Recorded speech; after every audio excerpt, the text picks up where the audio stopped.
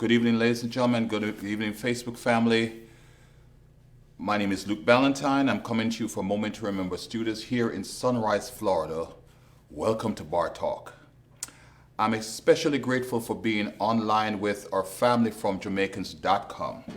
This is Bar Talk, and this is normally designed to have some guys up here. We talk about issues pertaining to men and have the ladies in our studio audience to kind of give us a fact check and sometime to give us a reality check. And actually last week we had announced that we would have been doing men's health and prostate in particular.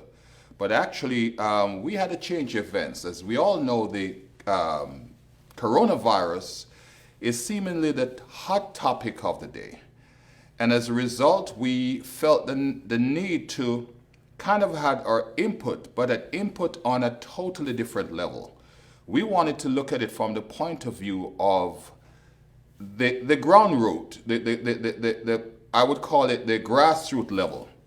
We have talked a lot about it regarding people from the medical, from the physicians level, from the government level, from the politicians level.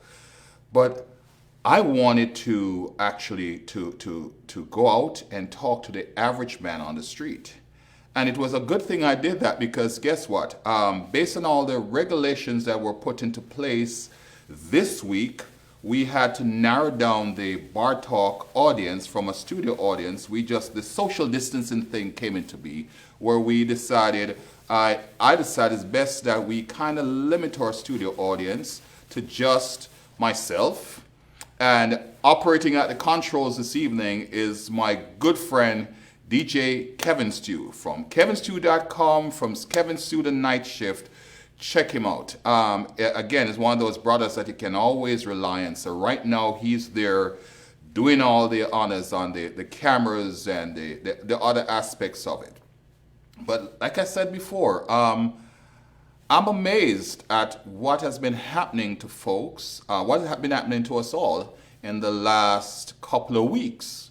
In fact, the virus has affected all of us, whether or not we physically got it or we just did not get it, but we're suffering from the effects of it.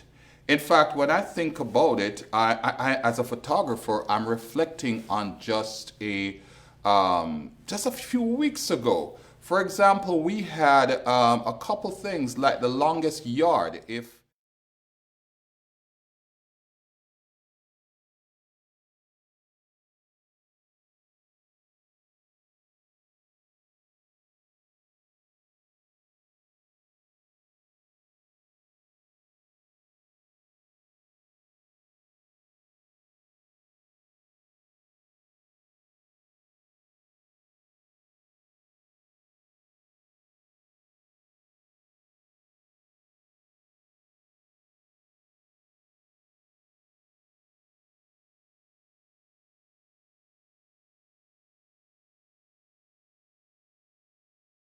talking to each other. There's another slide with him. Just communicate with a little youngster. The youngster had a toy and he wanted to just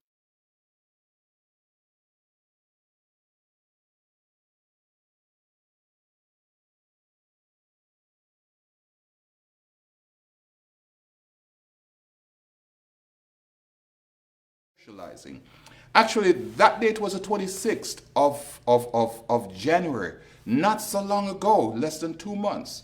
In fact, we had other things. I was so honored to be when our minister, Bob Grange, came and we had an amazing time together with artists, with just people congregating and having a wonderful time. Just sharing and being part of this wonderful environment we call South Florida. Fast forward, and a couple of weeks now, yesterday in fact, I went out and I was just looking around the place, see what was happening. The parks were empty. People were anywhere else but at home. The malls, everything was just clear. In fact, I went if Kevin, if you can find that slide, I went to a church that I'm very familiar with, and on that door was a sign, and some of you probably recognize the church itself. There was a sign that until further notice, service was canceled.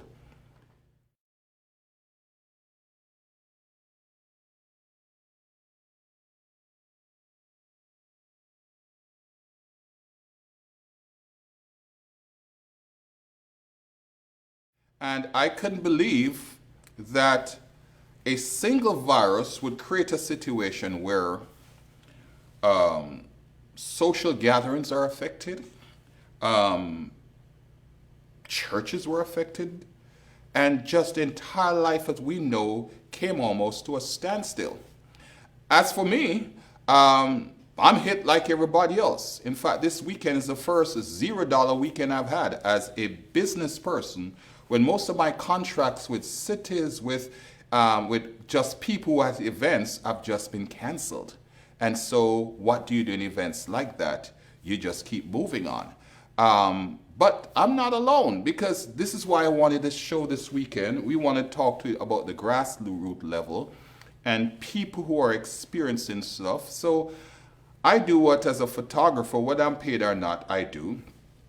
I went out and about and I spoke to people.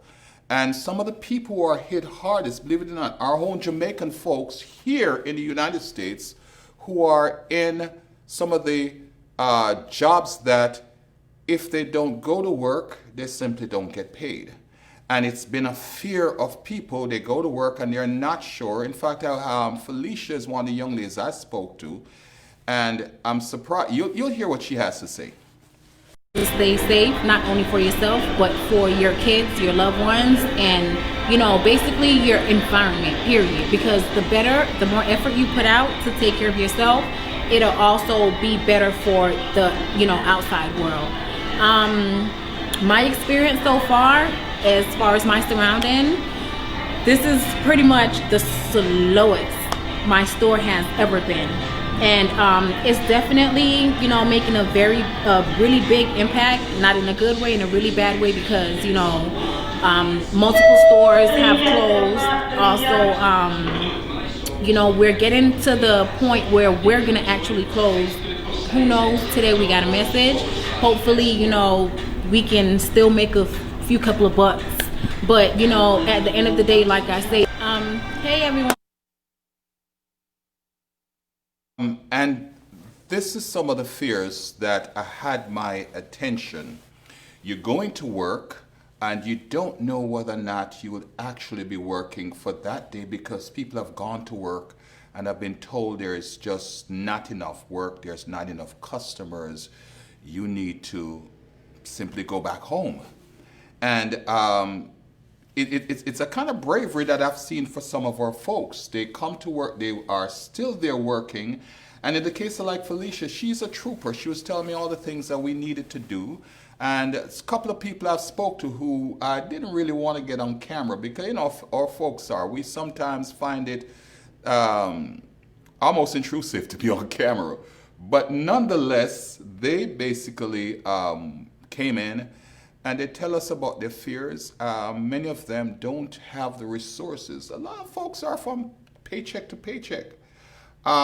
Just taking a look at some people. Mitch McLean, watching with you. Hi, Mitch. Hi, Rick. DJ Kevin Stew's in the background saying greetings. Trisha, I see you too.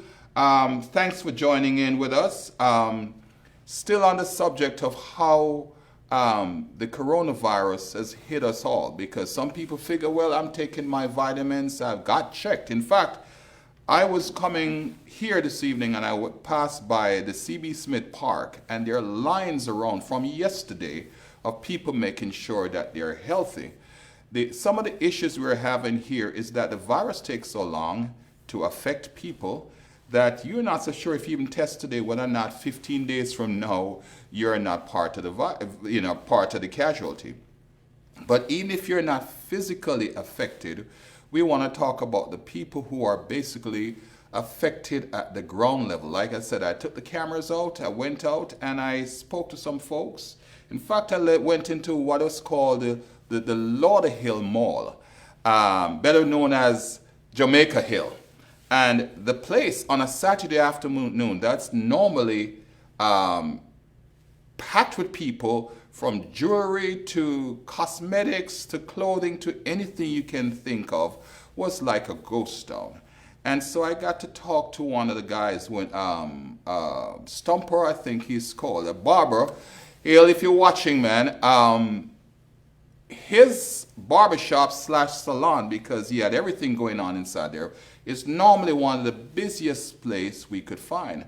But instead, he, like everybody, was talking about the issues that arise while you're there. There's nobody coming into the store. Listen to him. Here, nothing yet. I haven't heard anything, but to how things look, everybody's closing up early because there's no business. Gotcha. So, you know, even if the mall is not closing, if everybody close up, there is no mall. And I've already looked around in your barbershop slash salon, and I've seen that there is obviously chairs empty. So talk to me, what's happening? Right now, things slow. You know what I mean? Because of this coronavirus, they said that's going on right now, you know? Hopefully say everything turn around and things start pick up back again. But for right now, everybody does stay in. Nobody want to come out and spend the money. You know what I mean? I hope so this thing finish soon so we can get back to work how we usually do it. So how does it affect you and the people who work with you here? Because if no money coming, I mean, I don't know if you have a stimulus package for your workers. If they don't work, they get paid. No, right now it's all about savings, you know, so just make sure you save up your money. And yeah, I have to just go through the struggle like everybody else, you know what I mean? And we just are going to work until the government or the city or whatever tell us a time for us pack up. Have you heard any rumors that the mall will be closed? There are several malls that have been closed, some places that have limited the hours. Is there anything going on here? Honestly, I don't hear nothing yet. I haven't heard anything, but to how things look, everybody's closing up early because there's no business. Gotcha. So, you know, even if the mall is not closing, if everybody close up, there is no mall. Hi, Cheryl. I see you. Maxine Chang Rees. I see you also. Claudia Case. Thank you for joining in. Here's the issue.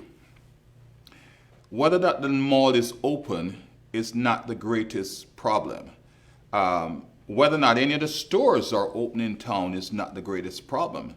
The issue at hand here is that people are not coming out. People are pretty much are living in fear of just connecting with people. In fact, one of the issues we had here this evening is as a social group, should we have had a studio audience?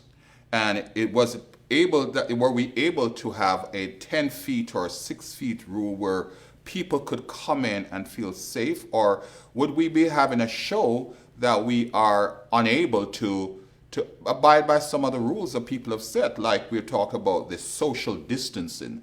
And so that's one of the reasons why we decided to cancel the show this evening in terms of the studio audience aspect of it, and that I just simply go solo because people are literally fearful. So some of the questions I would want to ask, if someone could answer that out there, if you're watching, you're streaming.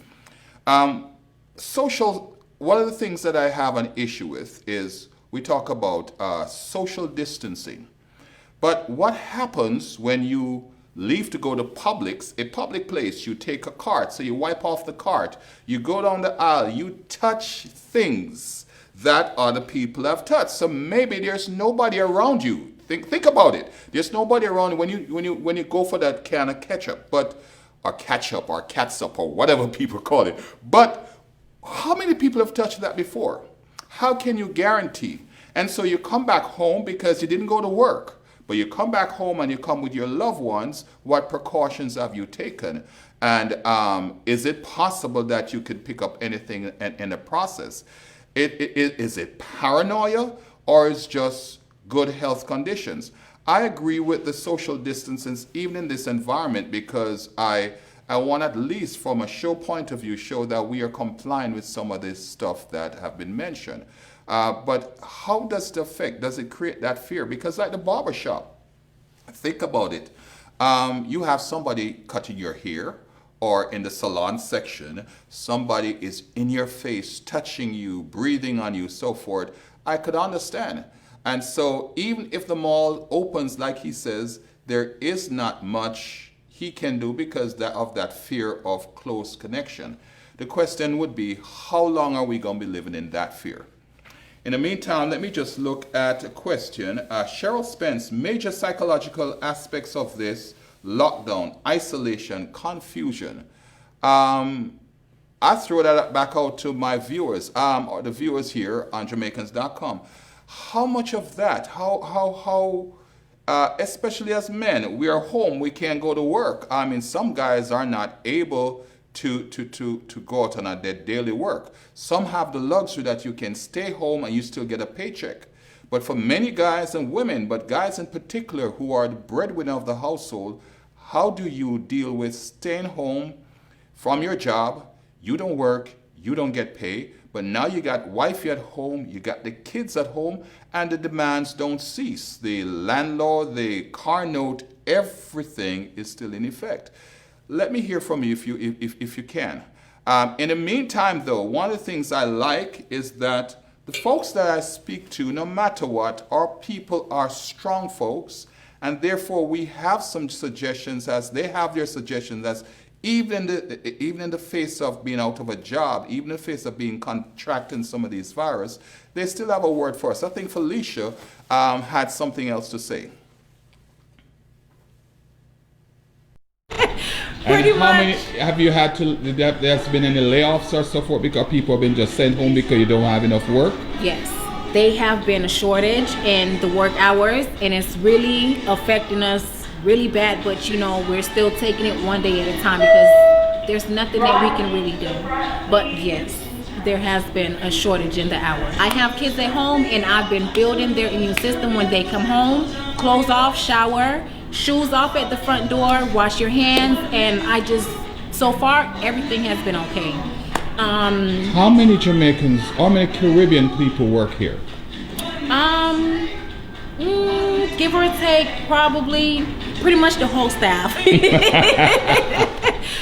and how much. many have you had to? There's been any layoffs or so forth because people have been just sent home because you don't have enough work? Yes, they have been a shortage in the work hours, and it's really affecting us really bad. But you know, we're still taking it one day at a time because there's nothing that we can really do.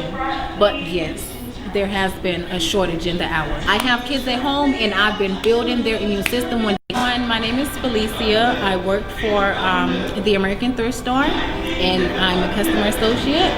And so far, to be honest with you, I know everyone is going crazy and running around, going wild, but you know, it's okay to take a minute, pause, take a deep breath, and just do the best that you can to stay safe, not only for yourself, but for your kids, your loved ones, and you know, basically your environment, period. Because the more effort you put out to take care of yourself, it'll also be better for the, you know, outside world. My experience so far as my surrounding, this is pretty much the slowest my store has ever been. And I go back to one of the viewers currently. Pauline says, when me for come out, me feel afraid because I have allergies. I'm afraid me might cough, sneeze, because of, and it says here more, because people look at me like I have corona. Whenever I'm going to work, I always put ginger cuts and cut sweet in my mouth. That in itself is something that I even worry about, because back in the day, if you sneeze, somebody would say, God bless you, or Gesundheit. Now, I see Kevin showing me say, hey, listen, man, if you sneeze, people are running or people want to shoot you because there is such a fear. Is it fear? Is it paranoia? Because I laughed recently. I'm cooking in the kitchen and I'm seasoning some meat and I poured some black pepper and instantly I want to sneeze. And I'm laughing to myself because there is fact, there is fiction, and there is reality. The fact is that a cough is normal. A sneeze is normal also. But you don't know what is what. So I even went into a store recently and this lady came in with a mask. She had one of those masks with the two things on the side. I don't know. Some people know what it is. It's just beyond the regular mask. And she came in and I'm going through the door and she stopped long enough that 10 feet social distance to make sure I got to the door, up the door, and then she attempted to use her glove to open the door. We are living in that time that even at the ground level, nobody pretty much, there's a mistrust of anybody who look like they're going to sneeze, so the question is, how do we deal with it? One of the things I like from my barber, in typical Jamaican style, Jamaicans have things that they claim that they use and they do that can correct stuff. If you listen to my barber number 2, he is armed. He has his own solution as to how to deal with this virus. Listen. Because this is often taught, this mall is always called Lauderhill, but Jamaica Hill Mall. Yeah. Just how many Caribbean stores are in this mall? Approximately, I would say. Just a rough average. Yeah, not even say approximately. I would say probably about 7 to 8 store, probably Caribbean store. Caribbean stores. Caribbean. Okay, and how many Caribbean people and Jamaicans in particular, I think, probably work inside this mall? I don't have a number, but I know it's a lot. A lot. Yeah, because the barber shop, you have the hairdressing salon, you have the beauty supply, you know what I mean? You have other stores that they work in at, like clothes stores and stuff like that, so, you know what I mean? Any last words for us? Any sign of hope, anything that we can go by as a small business person? Alright, I would tell the people them just right now, just protect yourself and protect your family and just make sure so you follow what the health people are saying. You know what I mean? And also, as Jamaican, make sure say you deal with the remedy, you know what I mean? White rum. You see me all these things, you know what I mean? These you get a garlic, you know the thing. Yeah, let me have a button. Where from Jamaica you from? I'm from Kingston, but I was born in Spanish Town, but my raised at Kingston. So what's the Jamaican remedy on the road right now for coronavirus? Garlic. That's the thing there. Garlic. Make sure you eat your garlic, bake your garlic, yeah. You know what I mean? And drink your rum. Real never. That's the thing there. You see me? So make sure you don't do them something there and just stay in our house and stay away from people. And right now in Jamaica, them have a new saying. It's not no hand, it's not no elbow, or your foot. You understand? So make sure you use on a foot. A stumpology to the world. Big up on yourself, people. Barber Stumpy. Much respect to you, Barber. He was entertaining, but it points to the Jamaican, whether or not anything he says is actually factual, although some people will tell you garlic is a thing to use and that a little bit, well, we always know that a little bit of white rum is good for about everything. It kills everything. And so he is suggesting that white rum does help him in any case. And the garlic and even alluded to the fact that we are now at the point where it's no longer a fist or a help, but people are putting a foot because our people are doing everything to stay far. But it all points to this psychological thing that, in all seriousness, that we we need to realize, and we probably need to have an approach in your household. I'd love to hear from our audience in Jamaican.com or anywhere you're connecting from. Actually, I didn't know, no one has said to me so far where they're connecting from. If you would, please let me know. I'd really appreciate it. But for where you're, how are you dealing it in your household? How are you able to keep things normal? That is the whole thing. We've heard a lot of things, like I said, from the politicians, and they do the thing. From the president, we have heard of notions in the Caribbean as to how people are approaching it in terms of lockdown. But at the end of the day, you are in your household. How are you dealing with it? I'd love to know.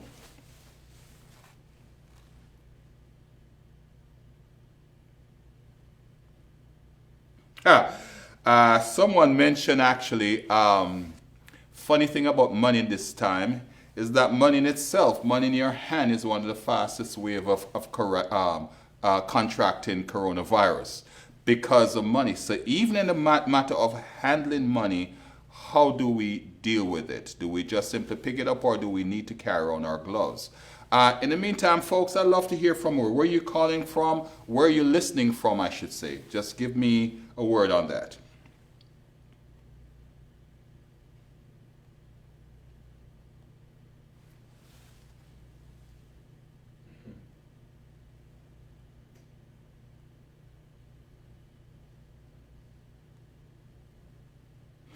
Hi, Tiffany from New York. Glad to have you on the show.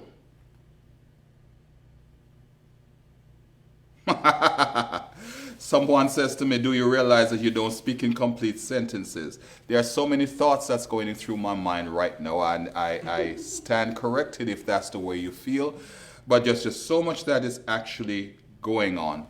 Cheryl points to family communication. How do you communicate in a family when you're having this? When people leave out every day and they come back home, or now everybody's at home, how do you deal with it? How do you deal with this? Now, it's not that we have a whole lot of answers. I certainly don't have the answers for that, but I do know that just talking about this issue, especially from the grassroots, ground zero level, that we all can actually have a chance to reflect. And like I said, as a photographer, when I went out and I saw all these changes, how do we integrate further on? Because by all words from the authorities, we will be in this for quite a while. So my question to you, how do we get out of this? How do we get back to normalcy? And can we ever get back to normalcy in a situation like this? Is it going to be something that we can cure once and for all, or do we have to live with it from time to time?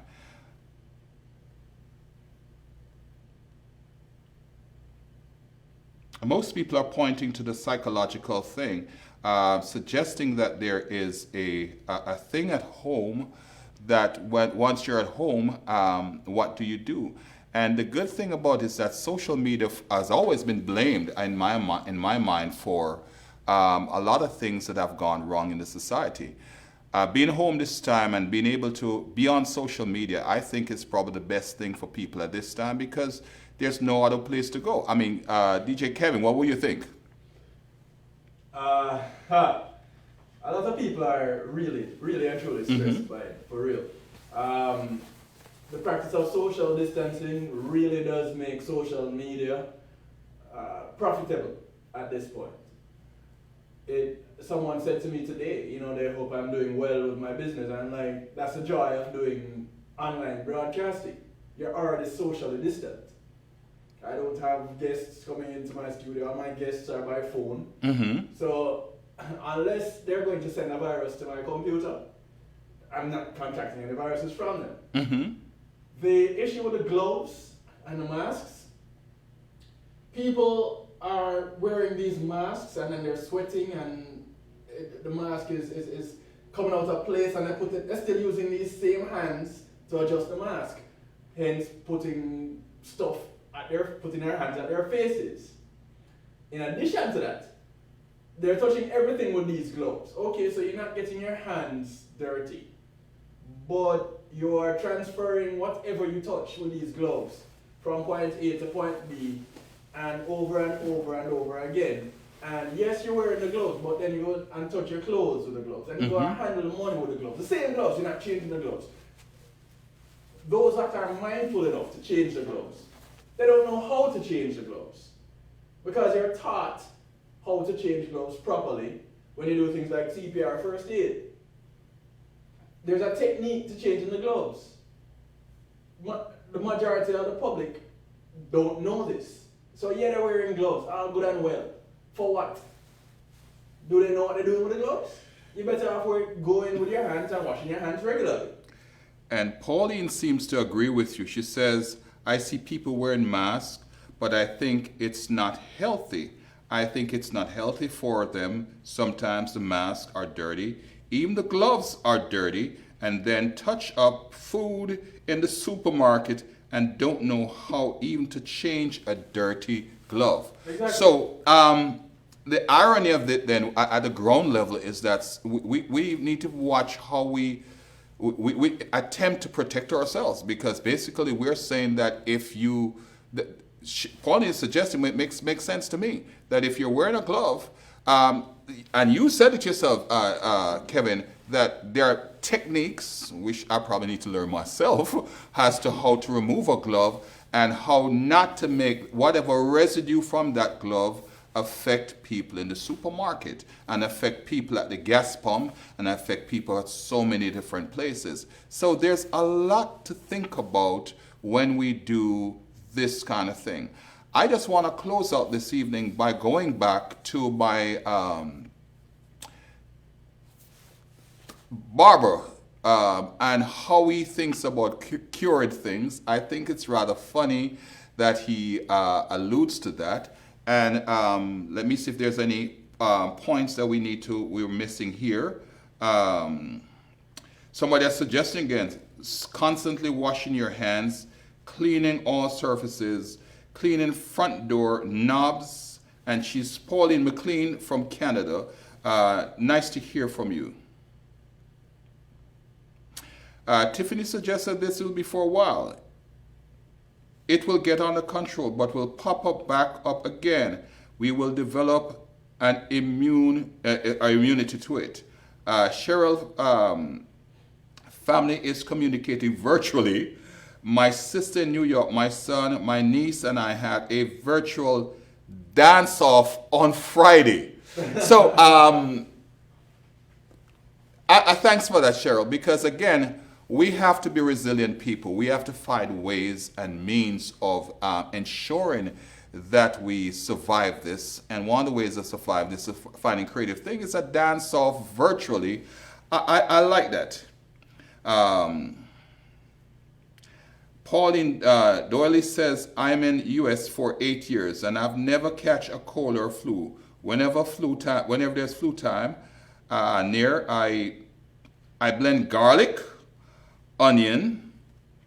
I'm trying to find more of this. She says I blend garlic, onion, apple cider vinegar with vinegar, and it surely work. I don't take medication because whenever you take medication for an ailment, it damages some other organ and from the one to the other. In other words, sometimes we have to watch out for these things. So there are home medicines, and so again, we hear that garlic is coming up a lot. And I guess we just have to bear in mind that these are stuff that I don't know if there's any proven remedy for it, but if it works for you, washing your hands, just doing everything that is necessary. It is my prayer and that we survive this, that we survive it and we come out learning some lessons from it. If I could close out with anything else, I'd close out with a thought that, this is an awakening for us. We are folks that have been, take certain things for granted. We take going to the park, we take going to the supermarket, going to the laundromat, going to the movies, having fellowship. In fact, my studio here has been open to, you name it. We have had Holy Child, we have Glenmuir, we have had so many other schools here. We have had the CG, we have had so many events in this small studio, and we take that for granted that life is what it is. If we can benefit anything from the coronavirus, is to know that we need to be grateful every day for our existence, and that everything in life is not guaranteed. So for each day that we wake up and we can have a good day, a wonderful day, then it's a day for us all to rejoice and feel good. Until next week with another topic. I don't know what the topic will be based on what's happening. We will be back at 5 p.m. for Bar Talk. Maybe next week when everything is well, we can have the guys in and the ladies as usual to give us a fact check or a reality check. But for now, this is Luke Ballantyne coming to you from Moment to Remember Studios. I have in Sunrise here, I have on the mixer, and everything else this evening is none other than my friend DJ Kevin Stew from KevinStew.com and Kevin Stew The Night Shift. Another brother who deals with topical issues and someone you need to check out whenever you have a chance. But this is Luke Ballantyne. Like I said, this was an abridged version of Bar Talk. We try to keep as much people away so that we can at least be in line with what the officials have said. And so we just thank you.